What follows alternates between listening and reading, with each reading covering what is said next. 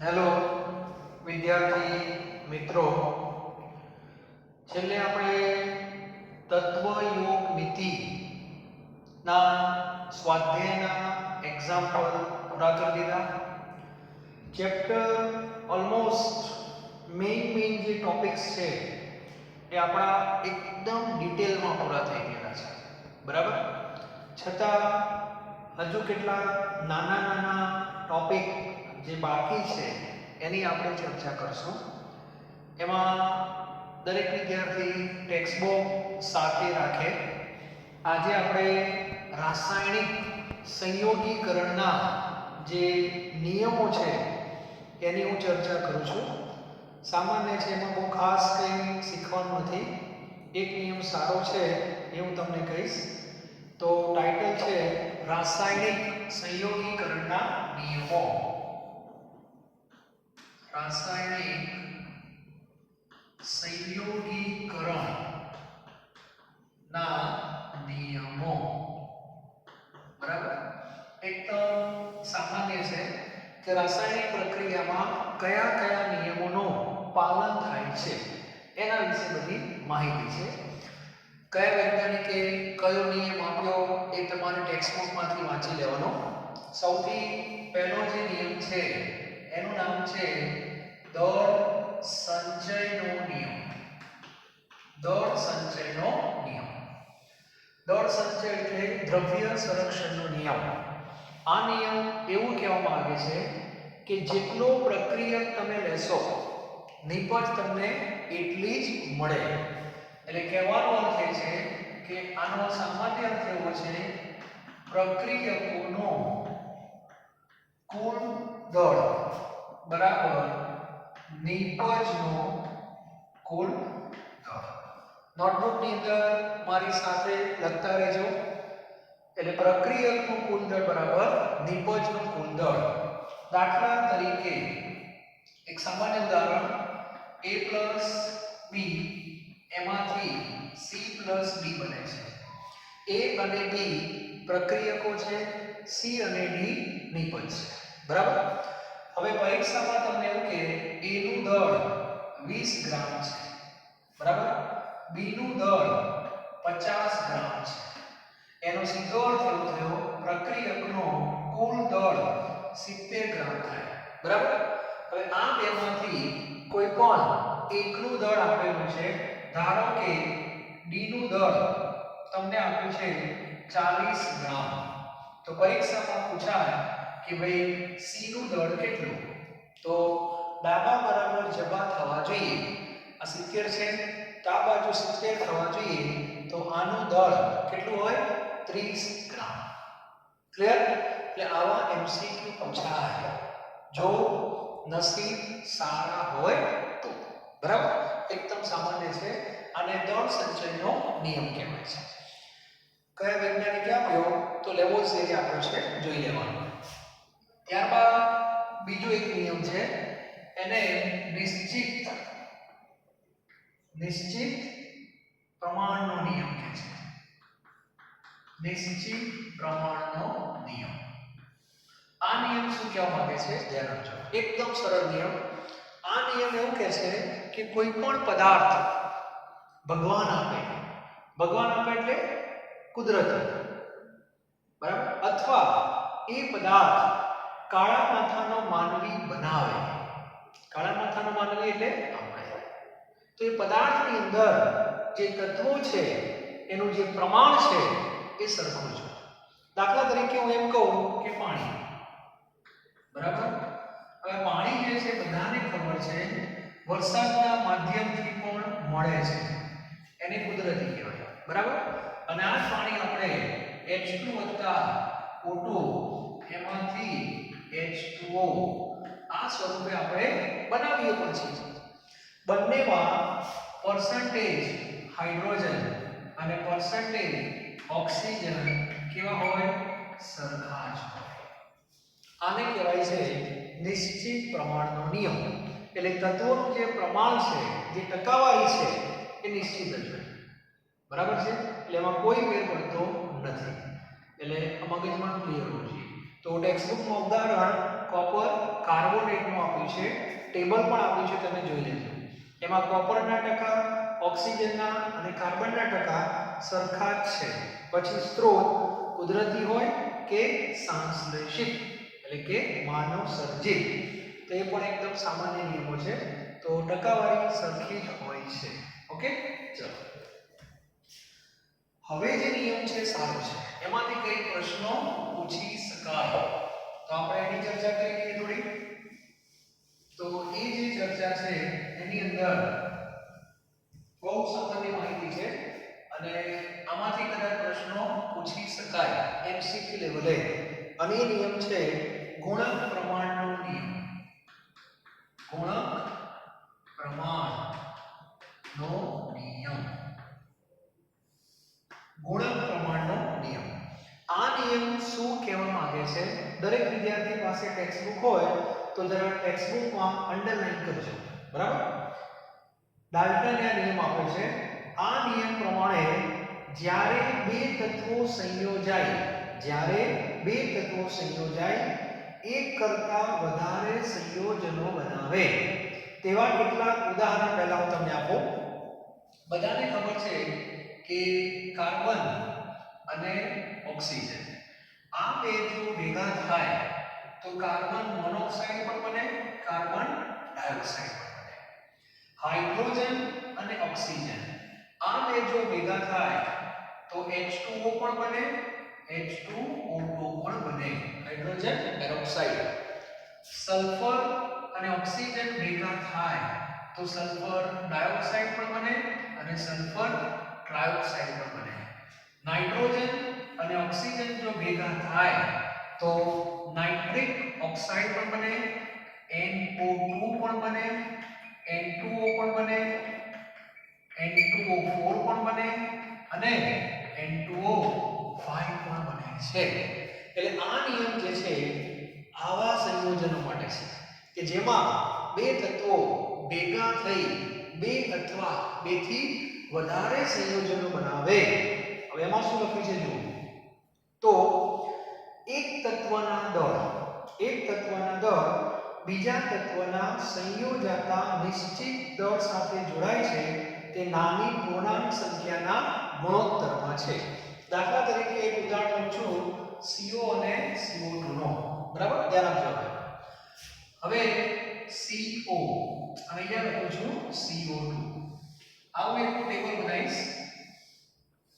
ચલો, અહીંયા કાર્બન અને અહીંયા ઓક્સિજન. હવે એમાં ધ્યાન આપજો CO અને CO2 બંનેમાં કાર્બનનું દળ કેટલું હોય? બધાને ખબર છે 12 ગ્રામ. એટલે 12 ગ્રામ તો બંનેમાં ફિક્સ થઈ ગયું. હવે સામે ઓક્સિજન જોઈએ તો એક ઓક્સિજન છે તો અહીંયા કેટલો આવશે? 16 ગ્રામ. અને અહીંયા કેટલો આવશે? 16 ને 32 ગ્રામ આવશે, બરાબર? એટલે બંનેમાં એક તત્વ ફિક્સ કરી દેવાનું. કયું? કાર્બન, કે જેનું દળ બંનેમાં સરખું હોવું જોઈએ. આ પહેલા બેલેન્સ કરી દેવાનું. આમાં થઈ ગયું કેટલું? 12 ગ્રામ 12 ગ્રામ. તો સામે ઓક્સિજનનું જે દળ છે એ 16 અને 32 છે, બરાબર? એટલે આ પ્રમાણ કેટલું થયું? 16:32 એટલે 1:2 આવું થશે. ટૂંકમાં આ ગુણોત્તર જે આવશે એ ક્યારે અપૂર્ણાંકમાં આવશે નહીં, આ પૂર્ણાંક જ આવશે. એટલે 1:2 1:3 2:1 આ રીતે. અહીંયા કે 0.5 3.5 એવું આવશે નહીં. કોઈ પણ ઉદાહરણ તમારે લેવું હોય તો લઈ લેવાનું, બરાબર? તો આ નિયમને ગુણક પ્રમાણનો નિયમ કહેવાય છે. તો આ બધા ઉદાહરણ છે, બરાબર? હવે આના સંદર્ભમાં જે MCQ પૂછાય છે એની હું તમને ચર્ચા કરીશ, બરાબર? અત્યારે લખવાની જરૂર નથી, તમને ખ્યાલ આવી ગયો. આ દરેકના એક્ઝામ્પલ હું તમને MCQ સ્વરૂપે પણ આપું છું, આપણે જાતે બનાવીશું. એટલે ગુણક પ્રમાણનો નિયમ શું કહેવાય છે, એના પ્રશ્નો કઈ રીતે સોલ્વ કરવા એ હું તમને સમજાવું, બરાબર? પણ ઉદાહરણોમાં એક જોડ કોની છે? CO અને CO2 ની. એક જોડ H2O અને H2O2 ની. એક જોડ SO2 અને SO3 ની. અને આમાં ઘણા બધા છે. હવે પ્રશ્નો કઈ રીતે પૂછાય એની આપણે ચર્ચા કરી લઈએ. ધ્યાન આપજો. હવે ટેબલ કેમ બને બધાએ જોઈ લીધું છે. ચલો, દરેક વિદ્યાર્થી ટાઇટલ લખે ગુણક પ્રમાણનો નિયમ પછી 4-5 લાઈન છોડી દેજો, ટેક્સ્ટ બુકની અંદર જે વાક્ય છે એ લખી નાખવાનું વ્યવસ્થિત. અને હવે હું તમને એના કેટલાક શું આપી દઉં ઉદાહરણ MCQ ની પરિભાષામાં. બરાબર, લખો CO અને CO2 માં CO અને CO2 માં 12 ગ્રામ કાર્બન સાથે 12 ગ્રામ કાર્બન સાથે સંયોજાતા 12 ગ્રામ કાર્બન સાથે સંયોજાતા ઓક્સિજનનો દળ અનુક્રમે કેટલો? Option A 16, option B 16-32, option C 32-16 અને ઓપ્શન D 32-32. પ્રશ્ન બધા વ્યવસ્થિત જોજો. CO અને CO2 માં 12 ગ્રામ કાર્બન સાથે સંયોજાતા ઓનું દળ અનુક્રમે કેટલું? તો સૌથી પહેલા આવા પ્રશ્નોને કઈ રીતે સોલ્વ કરવા? તો સૌથી પહેલા ટેબલ બનાવવાનું. શું બનાવવાનું? ટેબલ. કયા બે સંયોજનોનું? CO અને CO2. તો આ ટેબલ તૈયાર છે. જો સંયોજનો અહીંયા લખવાના CO અને CO2, તત્વો અહીંયા લખવાના C અને O. CO માં કાર્બન 12, આમાં પણ કાર્બન 12, સામે ઓક્સિજન 16-32 થઈ ગયા.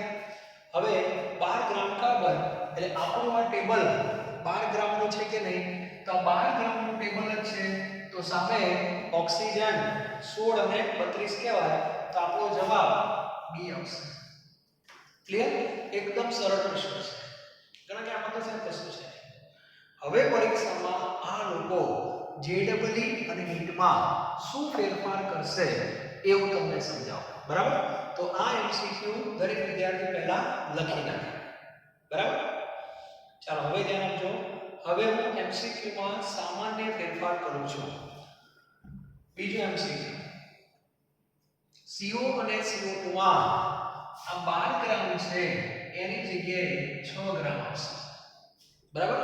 6 ગ્રામ કાર્બન સાથે સંયોજાતા ઓનું દળ અનુક્રમે કેટલો? બરાબર છે? તો ઓપ્શન તમને આપશે 8, 8, અહીંયા આપશે 8, 16, અહીંયા આપશે 16, 8, અહીંયા આપશે 16 અને બરાબર. હવે ધ્યાન આપજો. આને કઈ રીતે સોલ્વ કરવાનો? તો એક પદ્ધતિ તમને વારંવાર શીખવાડી રહ્યો છું. સૌથી પહેલા CO અને CO2 નું ટેબલ બનાવો. આ બનેલું છે. પણ આ ટેબલ કેટલા ગ્રામ કાર્બનનું છે? 12 ગ્રામનું છે. એટલે પહેલા તમારે 12 ગ્રામનું જ બનાવી દેવાનું. ધ્યાન આપજો. સીધું 6 ગ્રામનું નહીં બનાવવાનું, નહીંતર ભૂલ થશે. પહેલા જે નિયમ પ્રમાણે બનતું હોય બનાવી દો તો ટેબલ 12 ગ્રામનું બનશે. બન્યા પછી જોવાનું કે આપણે તો ટેબલ 6 ગ્રામ કાર્બનનું જોઈએ, તો નવું બનાવવાનું નહીં. આ 12 ને 2 વડે ભાગી નાખો એટલે 12 ના અડધા 6. તો બાજુમાં આને ભાગવા પડે એટલે 8 થઈ ગયા. આ કેટલા? 6. આના થઈ ગયા 16. તો 6 ગ્રામનું જો ટેબલ હોય તો સામે 8 અને 16 આવે એટલે જવાબ તમારો આવશે 8 અને 16. ખ્યાલ આવી ગયો? ઘણીવાર એમ કે 24 ગ્રામનું ટેબલ બનાવો. કેટલા ગ્રામનું? 24 ગ્રામ. તો જૂનું કેટલાનું હતું? 12 નું હતું. તો 2 વડે ગુણી નાખવાના. તો આને 24 થાય તો આ 32, આ 24 તો આ 64, તો 32 64 થાય. તો આ ટાઈપના પ્રશ્નો પૂછાય છે. ખ્યાલ આવી ગયો? તો દરેક વિદ્યાર્થીને કઈ રીતે પ્રશ્નો સોલ્વ કરવા આવડવું જોઈએ. તો લખી નાખો પહેલા. બરાબર?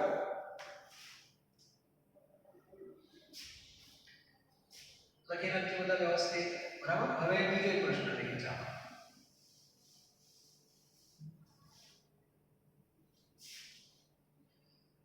SO2 સલ્ફર ડાયોક્સાઇડ અને SO3 માં બરાબર 16 ગ્રામ સલ્ફર સાથે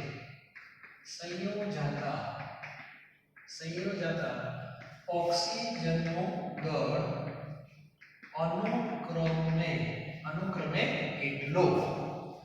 option A, option B, option C અને ઓપ્શન ડી. અહીંયા હું લખું છું 32, 48, 16, 24, 48, 32, 24 અને 16. બરાબર? ધ્યાન રાખજો. હવે તો વ્યવસ્થિત જોઈ લો બધા.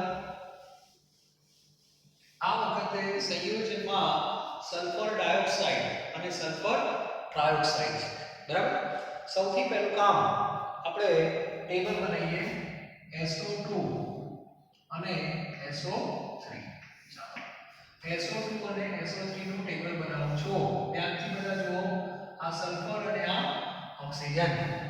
ચાલો બંનેમાં સલ્ફરનું દર કેટલું હોય બધાને ખબર છે 32 ગ્રામ. રકમ પછી જોવાની 32 ગ્રામ. આ બાજુ 32 અને આ બાજુ 16 ગુણ્યા 3 48.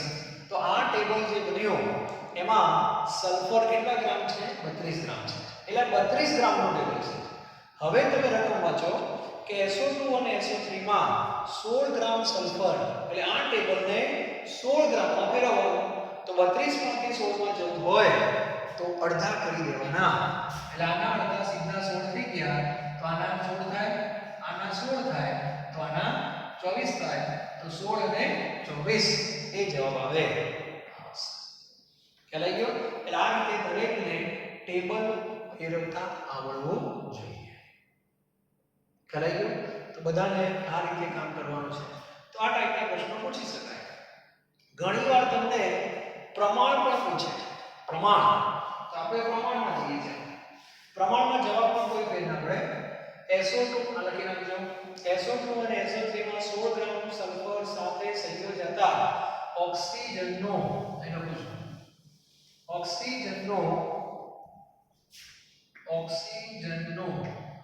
દળ પ્રમાણ કેટલું? દળ નહીં, દળ પ્રમાણ.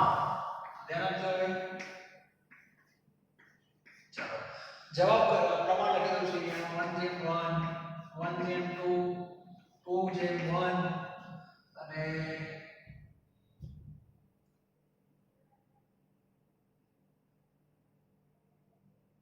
16 અને 24 છે ને? 16 અને 24.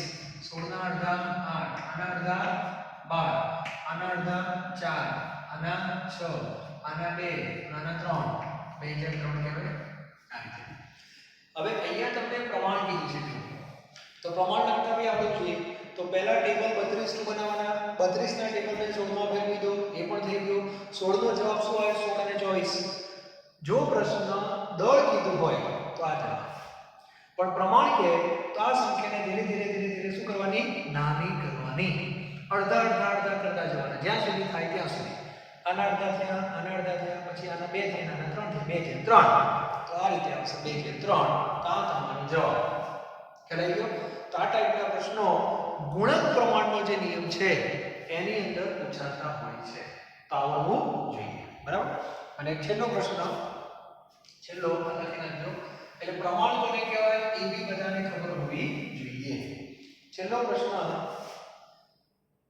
NO અને N2O માં 14 ગ્રામ નાઇટ્રોજન સાથે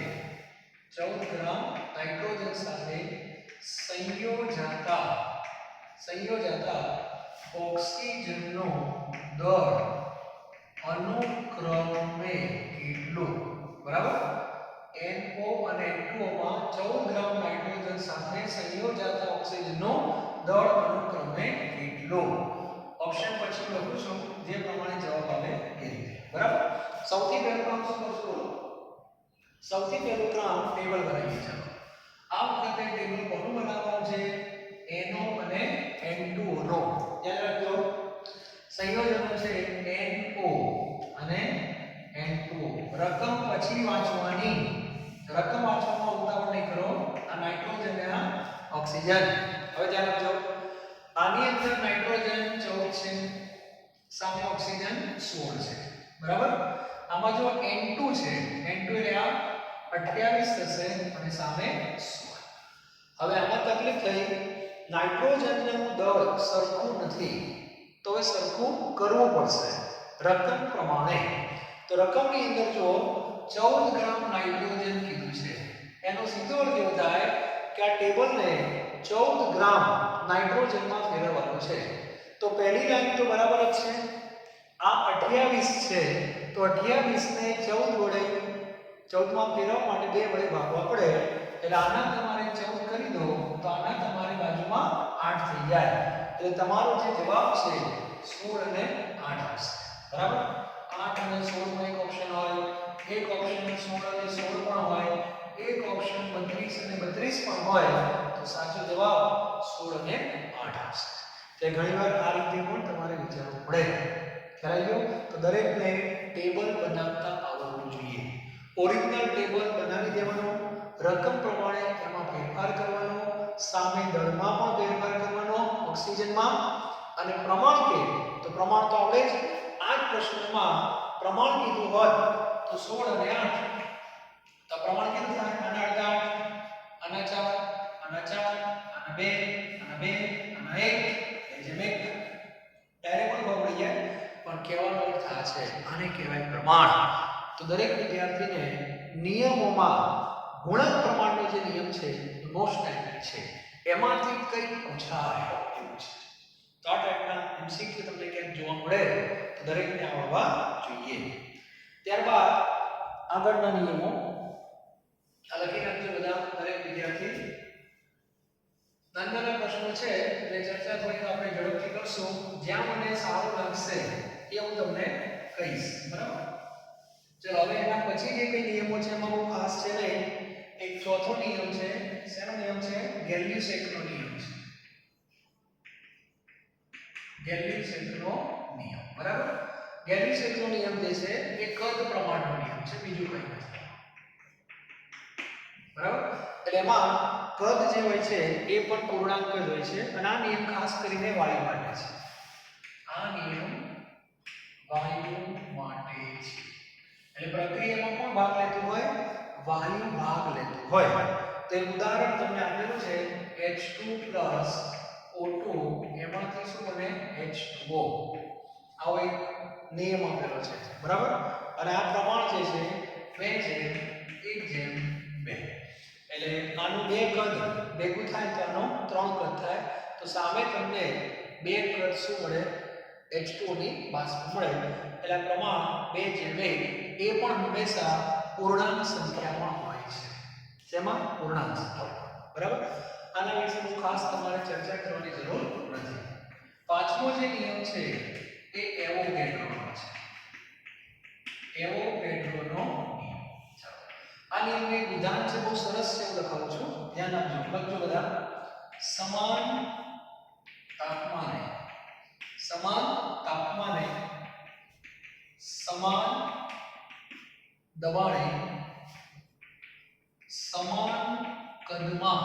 સમાન કદમાં વાયુના અણુઓની સંખ્યા સમાન હોય છે. કેટલા સમાન છે? જો સમાન તાપમાન, સમાન દબાણ અને સમાન કદ. ટૂંકમાં તમારી પાસે બે વાયુ છે, A2 ગેસ અને B2 ગેસ. બરાબર. આ બંને વાયુને તમે અલગ અલગ પાત્રમાં લીધા છે. જ્યાં પાત્ર અલગ અલગ છે, વાયુ પણ અલગ અલગ છે, પણ બંનેનું તાપમાન સરખું T1 બરાબર T2, બંનેનું દબાણ સરખું P1 બરાબર P2, અને જો બંનેનું કદ પણ સરખું હોય તો બંનેમાં અણુની સંખ્યા સરખી જ હોય. પહેલા એને મોલ સરખા કીધા હતા અને મોલ સરખા હોય એટલે અણુની સંખ્યા સરખી જ હોય. તો આવું એક વિધાન એવોગેડ્રોએ આપેલું છે અને બહુ સરસ વિધાન છે. બરાબર. તો આ પણ એક નિયમ બધાને ખબર હોવી જોઈએ. ત્યારબાદ ડાલ્ટનનો નિયમ છે. ડાલ્ટન વિશે મારે બહુ કંઈ ખાસ કહેવું નથી. આપણે બીજા ચેપ્ટરમાં ઘણી બધી ચર્ચાઓ કરેલી છે ડાલ્ટન વિશે. પરમાણુનું બંધારણ શરૂઆત ડાલ્ટનથી થઈ હતી. દ્રવ્ય સૂક્ષ્મ કણોમાં બનેલો છે, પરમાણુ કહેવાય, પરમાણુ અવિભાજ્ય છે, દરેક તત્વના પરમાણુ સરખા જ હોય, સમાન દળ હોય, બરાબર, ગુણધર્મો સરખા જ હોય, તત્વો ભેગા થાય ત્યારે સંયોજનો બને, સંયોજન બને ત્યારે તત્વ પોતાના મૂળભૂત ગુણધર્મો ગુમાવી દે છે. આ બધી વાતો ડાલ્ટનના નિયમની છે. ડાલ્ટનના નિયમમાં બે ત્રણ ખામી હતી. એક સમસ્થાનિકોના કિસ્સામાં ડાલ્ટનનો નિયમ ખોટો પડે છે. કારણ કાર્બનના બે સમસ્થાનિક છે C12 C13, તેમાં દળ બદલાઈ જાય. ડાલ્ટનિક દળ સરખું હોય, વાસ્તવમાં દળ બદલાઈ જાય છે. રેડિયો એક્ટિવિટીમાં પણ થોડો ફેરફાર થાય છે. આ બધા ડાલ્ટનના નિયમના કેટલાક સિદ્ધાંતો છે. તો એ તમને 4-5 મુદ્દા આપેલા છે ટેક્સ્ટબુકમાં, એ તમારે શું કરવાના, વાંચી લેવાના છે. તો આટલા નિયમો મગજમાં હોવા જોઈએ.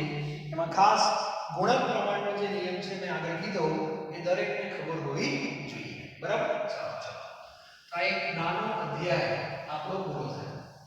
એના પછી ટેક્સ્ટબુકની અંદર જો તમે જોશો તો પરમાણુવીય દળ કોને કહેવાય, આવી બધી ચર્ચાઓ છે નાની. હવે એની પણ થોડી ચર્ચાઓ કરી લઉં એકવાર. આ બધો ભૂતકાળ શું હતો એના વિશે છે. પરમાણુવીય દળ, નામ ઉપરથી ખબર પડે, પરમાણુનું દળ, એક પરમાણુનું દળ, બરાબર. એના માટેની એક પદ્ધતિ હતી, એને દળ સ્પેક્ટ્રોસ્કોપી એવું કહેવામાં આવે છે.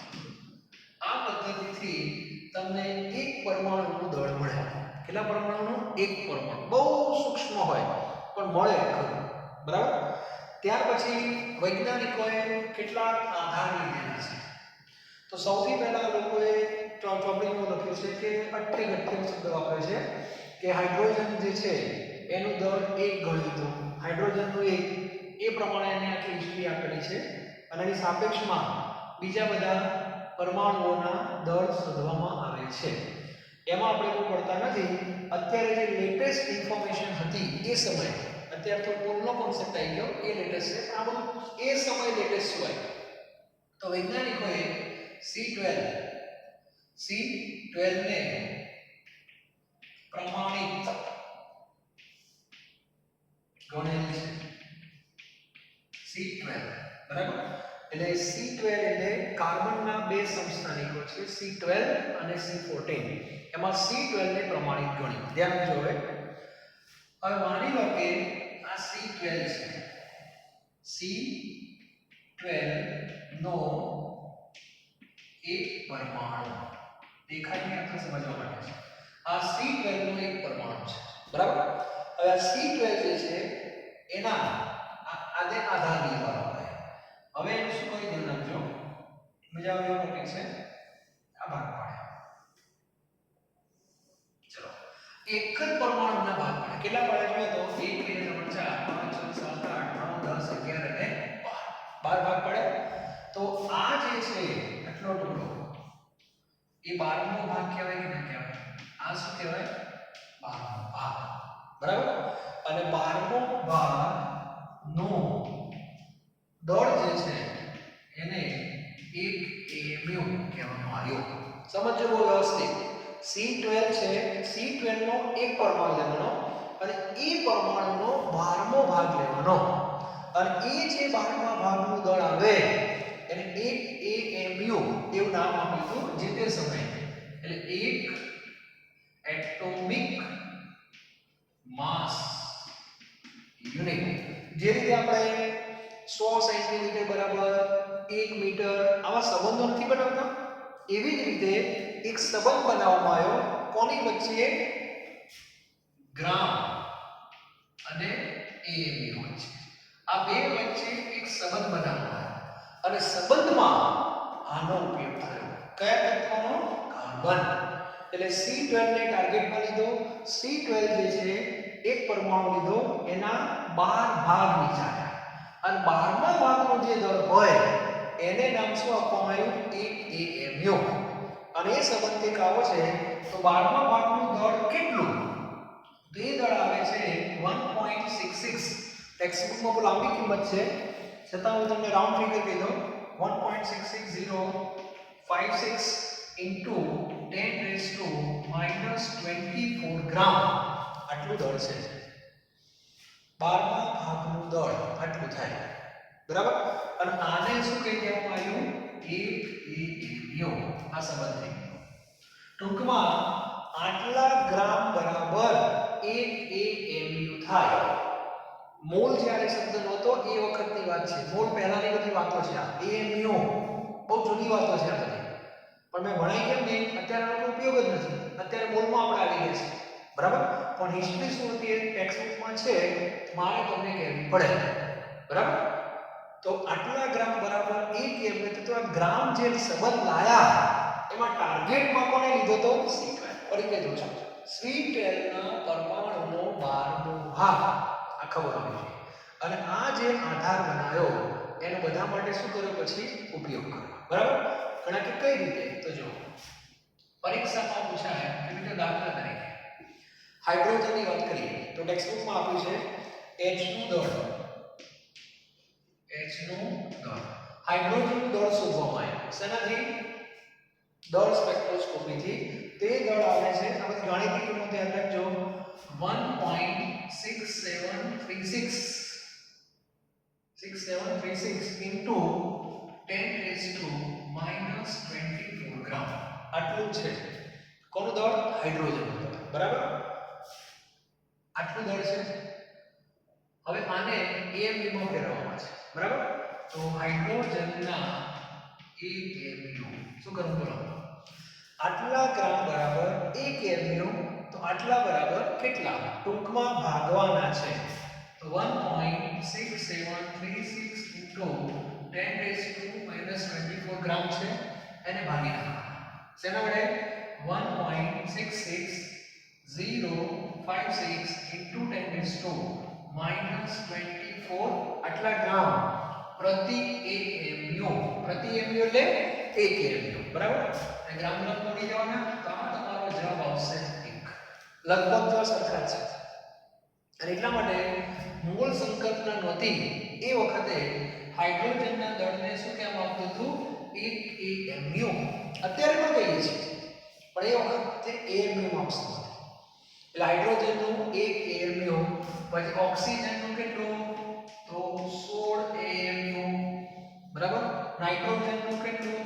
તો 14 AMU. તો આ બધી કિંમતો આવી કઈ રીતે? 16 અને 14. તો આ લોકો શું કરે?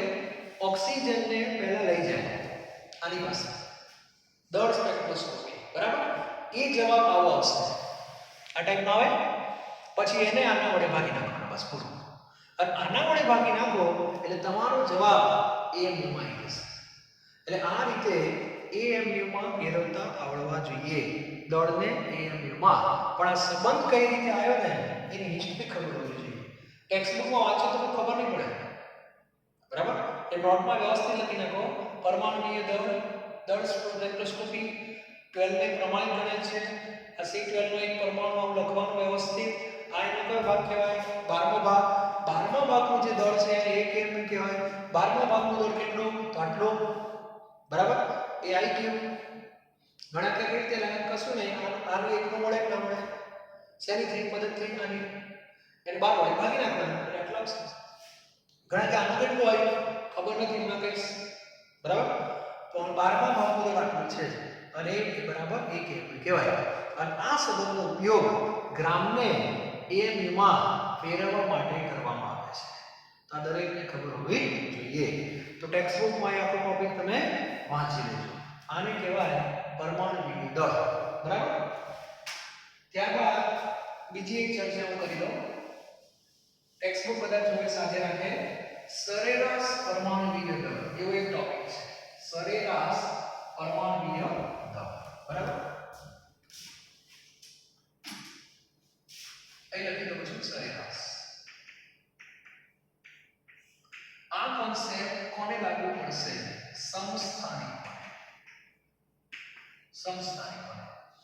સમસ્થાનિકોમાં એવું છે, દાખલા તરીકે બધાને ખબર છે ક્લોરીન, બરાબર. ક્લોરીનનું પરમાણુવીય દળ તમે 35.5 લો છો. સાચું કે ખોટું? ક્લોરીન જે છે એનું પરમાણુવીય દળ 35.5 થઈ છે. હવે અપૂર્ણાંકમાં કઈ રીતે આવે મને જણાવો. શક્ય જ નથી. અપૂર્ણાંકમાં કઈ રીતે આવે? રેફરન્સ આપી દો. તો આ જે ક્લોરીન છે એના સમસ્થાનિકો છે.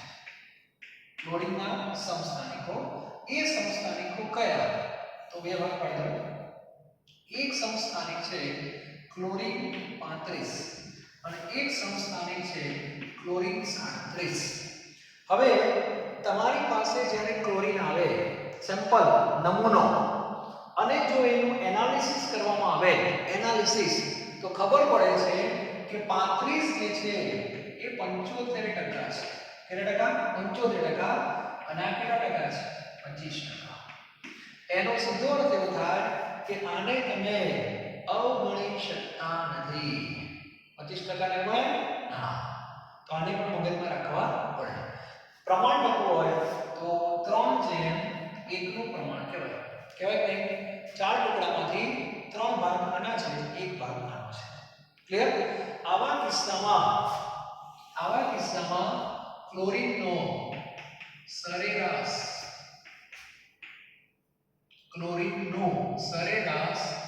પરમાણુય દળ શોધવામાં આવે છે. બરાબર? કઈ રીતે? તેના માટે બે રીતો છે. સૌથી પહેલા સરેરાશ પરમાણુય દળ ઇઝ ઇક્વલ ટુ, ચલો પહેલી પદ્ધતિ ટકાવારી લઈએ આપણે. 35 વાળા કેટલા? 75. એટલે આવું કરવાનું 35 ગુણ્યા 75 પ્લસ, બરાબર? 37 વાળા કેટલા? 25. 37 ગુણ્યા 25 અને આને તમારે 100 વડે ભાગી નાખવાના. ટકા છે એટલા માટે. તો આનો જવાબ તમે ચેક કરજો, 35.5 આવશે. બરાબર? બીજી રીત અથવા સરેરાશ પરમાણુય દળ. બીજી રીતમાં એવું છે 35 ગુણ્યા પ્રમાણ લેવાનું. 35 ગુણ્યા 75 નહીં, 35 ગુણ્યા 3 પ્લસ 37 ગુણ્યા 1 છેદમાં 75 વત્તા 25 ટકા લીધા હતા, 100 ભાગ્યા હતા, તો 3 વત્તા 1 એટલે કેટલા આવશે? 4. તો આનો જવાબ પણ 35.5 આવશે. એટલે ક્લોરીન જે છે એનું પરમાણુય દળ અપૂર્ણાંકમાં કેમ છે? એનું કારણ સમસ્થાનિકો. અને ટકાવારીને તમે અવગણી શકતા નથી. હાઇડ્રોજનમાં એવું નથી. હાઇડ્રોજનના પણ 3 સમસ્થાનિકો છે, 1H1, 1H2 અને 1H3. પણ રૂટીનમાં આપણે હાઇડ્રોજનનું પરમાણુય દળ એક જ લઈએ છીએ. એનું કારણ શું? આ બેની ટકાવારી ખૂબ ઓછી છે, બહુ જ ઓછી છે. એટલે આપણે એને અવગણીએ છીએ અને એટલા માટે આપણે 1 લઈને આગળ વધીએ છીએ. પણ ક્લોરીનમાં તમે આ કામ ન કરી શકો. એટલે એવા ઘણા બધા તત્વો તમારી સામે આવશે કે જેમના પરમાણુય દળ અપૂર્ણાંકમાં છે. અને અપૂર્ણાંકમાં શું કામ છે? કારણ કે એ સરેરાશ છે. યાદ રાખજો. બરાબર? એટલે આ ક્લિયર હોવું જોઈએ. એટલે ક્લોરીનનો પ્રશ્ન આ રીતે સોલ્વ કરી શકાય. ટેક્સ્ટ બુકમાં આવા 2 પ્રશ્નો તમને સ્વાધ્યાયમાં આપેલા છે. એટલે દરેક વિદ્યાર્થી સ્વાધ્યાય જોવે એ પહેલા જો પેજ નંબર 14 જોવે બધા, એમાં કાર્બનનું ઉદાહરણ આપ્યું છે. કાર્બનના 3 સમસ્થાનિક 12, 13 અને 14. ત્રણેયની ટકાવારી આપી છે. જો તો C12 કેટલા? 98.89. એટલે ઓલમોસ્ટ 99% છે. બરાબર? અને પેલા બેના ટકા બહુ જ ઓછા છે. એટલે પરમાણુય દળ આપણે જુઓ, પહેલાનું 12, પહેલાનું 13 પોઈન્ટ સમથિંગ, 14 પોઈન્ટ સમથિંગ. પણ રૂટીનમાં આપણે કાર્બનનું પરમાણુય દળ 12 જ લઈએ છીએ. એનું કારણ પહેલા બેને અવગણીએ છીએ. આની જેમ. પણ અમુક જગ્યાએ તમે અવગણી શકતા નથી. ચલો સ્વાધ્યાય જુઓ તો બધા હું સમજાવી દઉં. દરેક વિદ્યાર્થી ટેક્સ્ટ બુક જુઓ, સ્વાધ્યાય પેજ નંબર 22. પેજ નંબર 22 માં પ્રશ્ન નંબર 1.9 જોવો બધા. 1.9. નીચેની માહિતીનો ઉપયોગ કરી ક્લોરીનનું પરમાણુય દળ શોધો સરેરાશ. બરાબર? 35 અને 37 આ જ છે. મેં રાઉન્ડ ઓફ લખી દીધા 75 અને 25. જો લગભગ એટલા છે. છતાં લોકોએ એક્ઝેક્ટ આપ્યું છે 75.77% અને 24.23. સામે મોલર દળ આપ્યું છે 34.9. એટલે આની જગ્યાએ 34 એક્ઝેક્ટ ટર્મમાં આપેલું છે એટલે તમારે શું કરવાનું છે પ્રમાણ નથી આપ્યું એટલે તમારે શું કરવાનું 35 નહીં લેવાનું એક્ઝેક્ટ લેવાનું 34.9689 એને કેટલા ગુણવાના 75.77 વડે એટલે ટેબલમાં જે માહિતી આપી છે એનો ઉપયોગ કરજો મેં રાઉન્ડ ફિગર લીધા છે એમસીક્યુ માં રીતે આવશે એટલા માટે બરાબર અને પેલા બેનો ગુણાકાર ભાગ્યા શું કરી દેવાના 100 તમારો જવાબ 35.5 આવી જશે ક્લિયર તો આવડવું જોઈએ બધાને ત્યારબાદ આવો બીજો પ્રશ્ન છે 1.32 જોવે બધા 1.32 એમાં આર્ગનના 3 સમસ્થાનિક છે ત્રણેયનું દળ આપ્યું છે ત્રણેયની પ્રચુરતા આપેલી છે એટલે કે ટકાવારી આપી છે પેલાની જેમ ગુણાકાર કરી દેવાનો ભાગ્યા શું કરી દેવાના 100 ગુણાકાર કરવાનો વચ્ચે સરવાળો કરવાનો ખ્યાલ ગયો અને ભાગ્યા 100 કરી દેજો એટલે આર્ગન જે છે એનું સરેરાશ પરમાણુય દળ તમને મળી જશે બરાબર તો આ એક ટોપિક આપણો બાકી હતો ત્યારબાદ દરેક વિદ્યાર્થી જુએ આણ્વીય દળ પરમાણુય દળ મળી જાય એટલે એના ઉપરથી આણ્વીય દળ શોધતા બધાને આવડે છે એના પછી સૂત્ર દળ એ સામાન્ય રીતે પ્રમાણ સૂચક સૂત્ર ઉપરથી આવતું હોય છે અને આયનીય સ્ફટિક માટે સૌથી વધારે વપરાય છે છતાં ઓર્ગેનિકમાં પણ આપણે વાપરીએ છીએ અને છેલ્લો ટોપિક લાસ્ટ બરાબર જેના વિશે તમને ખબર જ છે મોલ હવે પ્રશ્ન એ આવે છે કે 1 મોલ શું છે બધાને ખબર છે મોલ એ સંખ્યા કહેવાય 6.022 × 1023 બધાને ખબર છે કે નહીં ઓકે 1 ડઝન એટલે 12 કેળા ઉત્તરાયણમાં 1 કોડી પતંગ એટલે 20 તો આ બધા અમુક જગ્યાએ જથ્થા દર્શાવવા માટે સંખ્યાનો ઉપયોગ થાય છે તો 19મી સદીમાં AMU વપરાતો હતો AMU આટલા ગ્રામ બરાબર 1 mm એટલે જવાબ 1 2 3 એવા આવતા હતા પણ એમાં લોકોને મજા આવી નહીં અને પછી જે નવી સંકલ્પના આવી ગઈ એનું નામ છે મોલ તો મોલ સંકલ્પના શું છે એની આપણે ચર્ચા કરી બરાબર મોલ સંકલ્પના ચલો મોલ શબ્દ શું છે બધાને ખબર છે મોલ અને 1 મોલ બરાબર શું થાય તો 6.022 ગુણ્યા 1023 થાય હવે આ સંબંધ ક્યાંથી આવ્યો તેના માટે ટાર્ગેટમાં ફરીથી એકવાર C12 લેવામાં બરાબર છે C12 સૌથી પહેલા 1 મોલની વ્યાખ્યા આપવામાં આવી 1 મોલ એટલે શું બરાબર તો ધ્યાન આપજો 1 મોલ એટલે 1 મોલ એટલે 12 ગ્રામ કાર્બનમાં 12 ગ્રામ કાર્બનમાં રહેલા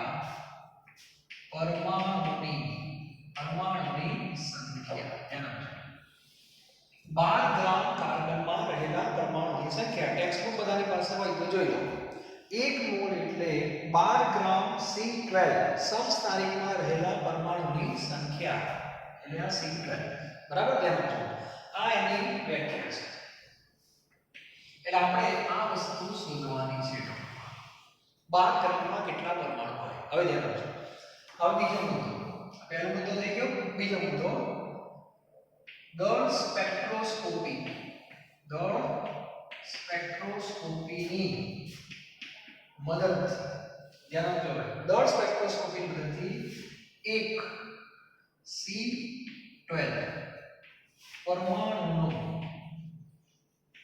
દળ બરાબર સ્પેક્ટ્રોસ્કોપી શું આપે એક પરમાણુનું દળ આપે તો આપણને દળ સ્પેક્ટ્રોસ્કોપીથી એકનું દળ મળ્યું છે એ કિંમત છે 1.992648 into 10⁻⁻23 ગ્રામ તો વધારે ના હોય ઓછું છે તો આ એક પરમાણુનું દળ આપણી પાસે છે હવે ત્રિરાશિ ખાલી મૂકવાની છે એટલે કે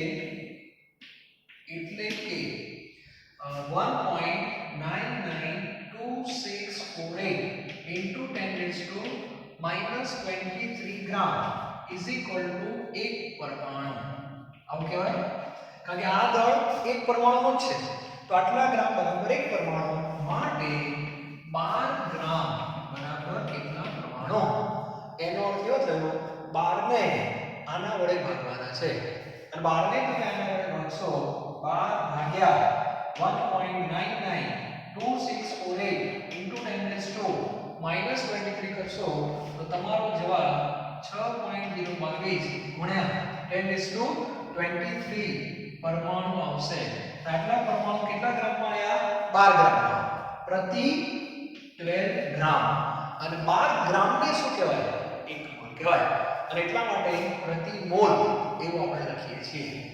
તો આ રીતે મોલની સંકલ્પના આવેલી છે, તે પણ તમે જોઈ શકો છો. તો આપણે એક નાનો મુદ્દો છે એ ખબર હોવી જોઈએ, બરાબર? એટલે આ મોલ સંકલ્પના આવી 20મી સદીમાં. અને પછી AMU જે લખવામાં આવતું હતું એ નીકળી ગયું, પછી સીધું થઈ ગયું ગ્રામ પ્રતિ મોલ. અને અત્યારે લેટેસ્ટ પરમાણુીય દળ હોય કે આણ્વીય દળ હોય, આપણે ગ્રામ પ્રતિ મોલ લખીએ છીએ. સંખ્યામાં આવી ગયા આપણે, બરાબર? એટલે આગળ બહુ પહેલા એટલા માટે ન ભણાવ્યું કે તમે કન્ફ્યુઝ ન થાઓ. હવે આ ખાલી માહિતી માટે તમારે લઈ લેવાનું. આ એક ઇતિહાસ કહેવાય કે આ બધું કઈ રીતે આવ્યું. હવે તો આપણે વર્તમાનમાં જીવવાનું છે, પણ શરૂઆતમાં એટલા માટે ન ભણાવ્યું કે તમને તકલીફ પડે. અને આ અંકને એવોગેડ્રો આંક આપણે કહીએ છીએ, બરાબર છે? તો આ રીતે આખી મોલની સંકલ્પના હતી, એ ટોપિક પણ પૂરો થઈ ગયો. તો મોટાભાગના જે નાના પ્રશ્નો છે તમારા પૂરા થઈ ગયા. હવે દરેક વિદ્યાર્થીએ હું જેટલા પ્રશ્નો કહું એટલા હોમવર્કની અંદર તમારે સોલ્વ કરવાના છે, બરાબર? એટલે મોટાભાગના પ્રશ્નો તમારા પૂરા થઈ ગયા. એટલે દરેક વિદ્યાર્થી પ્રેક્ટિસ ખાસ કરે. તો એક સ્વાધ્યાયની વાત છે, સ્વાધ્યાય. સ્વાધ્યાયમાં જોઈ લો 1.1 જે બાકી છે કહીશ તમને. 1.1 1.2 1.3 1.7 1.8 1.9 1.10 1.10 પછી 1.17 એક રહી ગયેલો છે ppm નો, એ પણ જોઈ લેજો, બરાબર? ppm નો એક પ્રશ્ન રહી ગયો છે 1.17. ત્યારબાદ 1.21 બધા તમે જોઈ લેવાના છે. 1.21 પછી 1.28 1.28 1.30 1.32 અને 1.33. આટલા પ્રશ્નો સ્વાધ્યાયના તમારે જાતે સોલ્વ કરવાના છે.